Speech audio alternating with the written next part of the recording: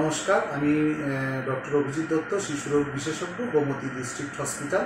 আমরা আজকে টিভি 100 বাংলার পর্দায় এসেছি এক দুটা কথা বলার জন্য। আমরা এখন আজকাল প্রায় দেখতে পাচ্ছি যে আবহাওয়ার খুব পরিবর্তন হয়েছে, পরিবেশের তাপমাত্রা অনেকটা বৃদ্ধি পেয়েছে এবং আবহাওয়া দপ্তর থেকেও বারবার সতর্ক করা হচ্ছে যে আমাদের আসছে 4-5 দিন পরিবেশের তাপমাত্রাটা অনেক বেশি থাকবে। এই অবস্থায় আমরা এক্সট্রিম অফ এইজ যে শিশুরা এবং বয়স্ক লোকদেরকে কীভাবে আমরা সুরক্ষিত রাখবো এবং ছোটো ছোটো শিশুদের মারাও যাতে সুরক্ষিত থাকেন ওই ব্যাপারে এক দুটা কথা বলবো। আমরা দেখতে পাচ্ছি যে বারবার বলা হচ্ছে সোশ্যাল মিডিয়াতেও যে সূর্যের আলো বা তাপপ্রবাহ থেকে কিভাবে আমরা নিজেদেরকে সুরক্ষিত রাখবো। তো আমার এখানে বিশেষ করে ছোট বাচ্চাদের বলার ব্যাপারে বলছি যে যারা মায়ের দুধ খায় 1 বছরের নিচে বাচ্চাদের তো বেশি আউটডোর অ্যাক্টিভিটি বা বাইরের অ্যাক্টিভিটি কম থাকে, ওদেরকে ঘরের মধ্যেই একটু ঠান্ডা জায়গায় রাখতে হবে এবং বাচ্চাদেরকে বারবার বুকের দুধ খাওয়াতে হবে। দরকার হলে 6 মাসের উপরে বাচ্চাদেরকে বারবার জল খাওয়াতে হবে এবং আরেকটু প্রি স্কুল ছোটো বাচ্চারা যারা আপ টু 3-4 ইয়ার্স ওদেরকে বাইরে বেরোতে একদমই দেওয়া যাবে না, যাতে ওরা সবসময় ঘরে থাকে এবং এই সানলাইট এক্সপোজারটা কমাতে হবে এবং মাদেরকেও খুব সাবধানে রাখতে হবে, প্রচুর জল খাওয়াতে হবে এবং বাচ্চাদের প্রয়োজনে যে ঘরে বানানো যে শরবত বা বেলপানা, দইয়ের ঘোল বলুন বা লেবুর শরবত এগুলো আমরা খাওয়াতে পারি। কোনো রকমই আমরা এই সমস্ত কোল্ড ড্রিঙ্কস বা অতিরিক্ত মিষ্টি জাতীয় খাওয়ার, ফ্রুট জুস, বাইরের যে ফ্রুটি এগুলো আমরা কিছুতেই বাচ্চাদেরকে এনকারেজ করব না। তারপরে আমি আসছি যে একটু বড় বাচ্চারা যারা স্কুলে যায়, স্কুলে তো যেতেই হবে, ওইখানে বাচ্চাদেরকে স্কুলে যাওয়ার সময় ছাতা ব্যবহার করতে হবে যাতে করে এই সূর্যের আলোটা একদম ডাইরেক্ট শরীরে না লাগে এবং ঢিলা ঢালা সুতির কাপড় জামা পরবে ওরা।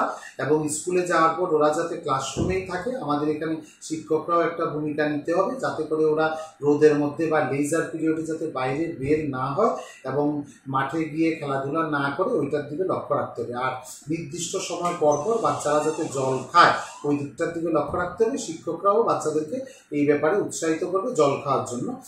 আর বিশেষ করে বড় বাচ্চারাও অনেক সময় দেখা যায় যে বাইরে বেরোলে বা স্কুলে গেলে অনেক সময় টিফিন আওয়ারে এই যে কোল্ড ড্রিঙ্কস বা নানা রকমের ফ্রুট জুস এগুলো যাতে না নেয় ওই দিকটার দিকে লক্ষ্য রাখতে হবে।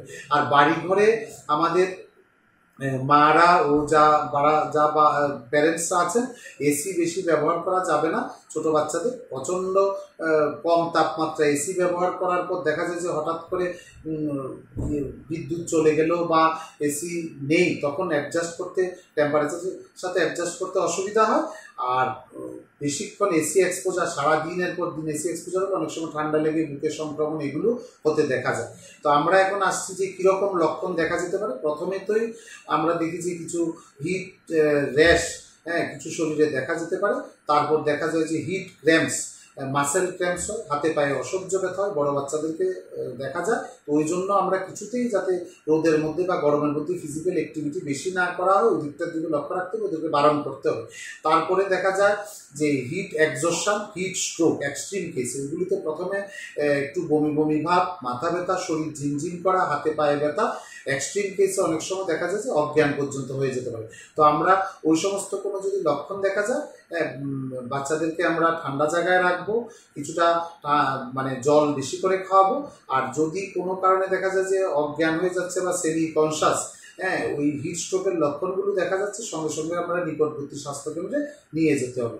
আর বাইরের খোলা খাবার একদমই খাওয়া চলবে না, সহজে হজম হয় ওই রকম খাবার, আর বেশি করে জলীয় ভাগ আছে ওই রকম ফল। যেমন এখন আমরা আরও দেখছি যে মানে ছোট বাচ্চা ব্রেস্ট ফিডিং যারা নেয় ওই সমস্ত বাচ্চা থেকে শুরু করে বড় বাচ্চাদের উপর জ্বরের খুব প্রাদুর্ভাব দেখা যাচ্ছে।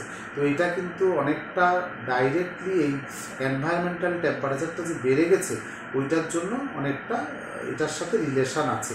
যদি আমরা দেখি যে নিউবর্ন বেবি বা নিওনেট যারা 28 দিনের কম, আমরা এখন ফ্রিকুয়েন্টলি পাচ্ছি যে ওদের অনেকটা জ্বর বা শরীরের তাপমাত্রা বেড়ে যাচ্ছে। আমাদের হসপিটালেও মানে ডেলিভারি হওয়ার পর 2-3 দিনের মধ্যে বাচ্চার শরীরে র্যাশ বেরোচ্ছে এবং টেম্পারেচারটাও বেড়ে যাচ্ছে। এতে আমি একটাই বলার কথা যে সবসময় জ্বর, এখানকার এই যে এখনই যে জ্বরগুলো এটা যে সবসময় কোনো জীবাণু ঘটিত ওইটা তা নয়। এখন দেখা যাচ্ছে যে এই এনভায়রনমেন্টাল টেম্পারেচারটা যখন বেশি থাকে তখন ফিডিং যদি কম নেয় ছোটো বাচ্চারা বা বড় বাচ্চারা যদি জল কম খায় তখন ওদের শরীরের তাপমাত্রাটাও বেড়ে যায়।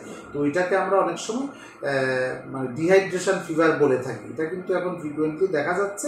ওই জন্য আমার বিশেষভাবে আমি মাদেরকে সতর্ক করে দিচ্ছি যে যারা বুকের দুধ খায় ওদেরকে বারবার ফ্রিকুয়েন্টলি ফিডিং দিতে হবে। 8 থেকে 10 বার ফিডিং দিতে হবে। আর বড় বাচ্চাদেরকে প্রচুর পরিমাণে জল খাওয়াতে হবে। আমি তো বলছি যে জলীয় জিনিস আছে ওই রকম খাবারগুলো বাড়াতে হবে। আর বিশেষ করে দেখতে হবে যে ইউরিন আউটপুট, ইউরিনটা ঠিকঠাক হচ্ছে কিনা। এই কিছু কিছু মারা বলে থাকেন যে এখন ইউরিনটা খুব হাই কালার, ইয়েলো কালার হচ্ছে এবং খুব কম হচ্ছে, এবং মানে কিছু কিছু বাচ্চা দেখা যাচ্ছে যে ইউরিন পাস করার সময় প্রচণ্ড চিৎকার কান্নাকাটি। এটা পুরো কিন্তু ডিহাইড্রেশনের লক্ষণ। শরীরে যদি পর্যাপ্ত জল না থাকে তাহলে আমার ইউরিন আউটপুট কমে যাবে।